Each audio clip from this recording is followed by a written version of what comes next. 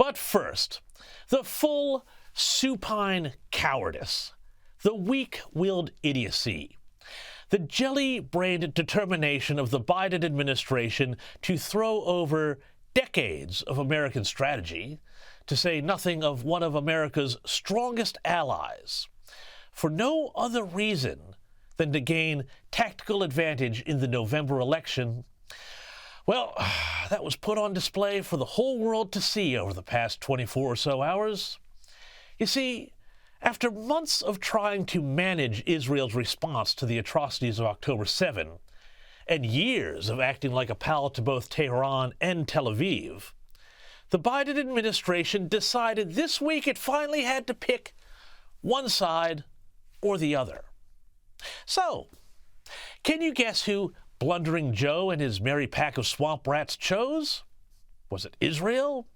The thriving democracy that welcomes all faiths, treats women as equals, and frankly doesn't care what you get up to with whom in the bedroom? Or Iran, the theocratic dictatorship where women are whipped or worse for not properly covering their hair, and which makes a public sport of hanging gays and sexual minorities. Oh, and which also is, of course, the sponsor of Hamas. And because let's not forget that Iran, which was behind Hamas committing October 7th, because it wanted to derail the peace process between Israel and Sunni Arab nations, just as they worried about the rise of Tehran's evil influence around the world and the Middle East, and Hamas, which uses psychotically violent tactics as its levers against Israel. Well, given the two, who do you think Joe Biden sided with here?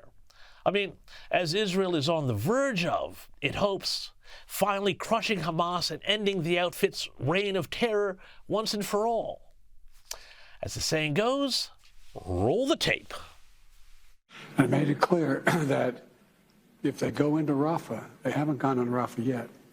If they go into Rafah, I'm not supplying the weapons that have been used historically to deal with Rafah, to deal with the cities, to deal with that problem.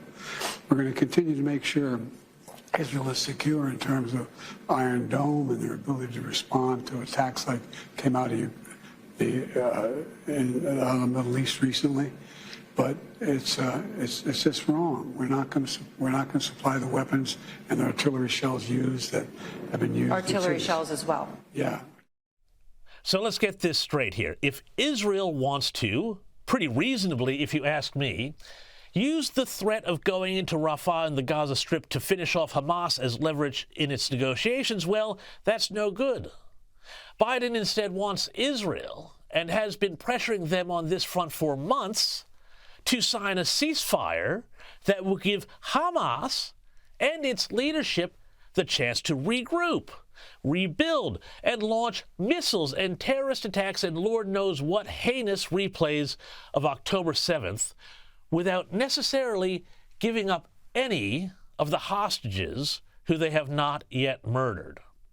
Well, what Joe Biden has just done is, I think, they've given a gift to Hamas, but not just Hamas, but a gift to Iran that is even bigger than the billions of dollars in funds the Biden administration released for Tehran that were clearly used to help pay for October 7th. The New York Post summed it up really well. One word: betrayed. And that's a pretty good word for what happened. But Biden's behavior also sounds a lot like what Democrats fret about what Donald Trump would supposedly do if he becomes president again. You know, selling out America's closest allies and cozying up to dictators. Why, it's almost like when Trump was accused of encouraging Putin to do whatever the hell he wants in Europe, and everybody lost their ever-loving minds. Of course, that's not really what Trump said. He said Europe needed to pay its defense bills, but forget that. That's all just fevered leftist fantasy. The reality, the lived reality, to borrow a phrase, is that Joe Biden, the Democrat president of the United States, just said exactly that to Iran. Hey, mullahs, go do whatever the hell you want to Israel. They're just, an ally we've had around since 1948 or something. So why? Why would he do this? what's the point? Oh, here's the thought. Maybe Joe Biden just discovered that he is actually also a fundamentalist Ayatollah, that he was raised in the Shiite madrasa, just like when he said he was raised in the black church, the Jewish shul, and the ethnic foods aisle of the Wilmington Price Chopper supermarket. No, I don't think so. I think what happened here is that Biden and his people looked at the poll numbers, looked at Israel, looked at the poll numbers again, and told the Jews, Mazel tov, you're on your own. The longer the conflict in Gaza drags out, you see, the worse it is for Joe Biden. And here are two big reasons why. Number one, the campus protests, which are still making news around the world and which now see young people who should be among the Democrats' most loyal voters calling the president Genocide Joe. How's that for gratitude for all those student loan cancellations, hey? Kids these days. Here's a little bit of a media mashup of commentators freaking out that these protests are doing a ton to help Trump. The campus protests are playing out over there on the presidential campaign trail.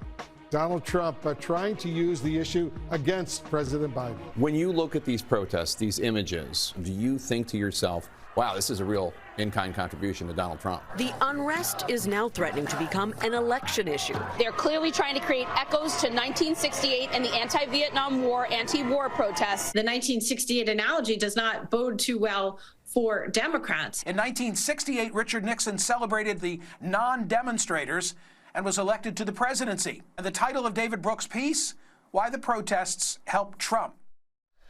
And the other issue, of course, is the Muslim vote, particularly in key must-win states like Michigan, where Arab and Muslim communities are absolutely seething about anything that looks like support for the little Satan of Israel from the big Satan of the United States.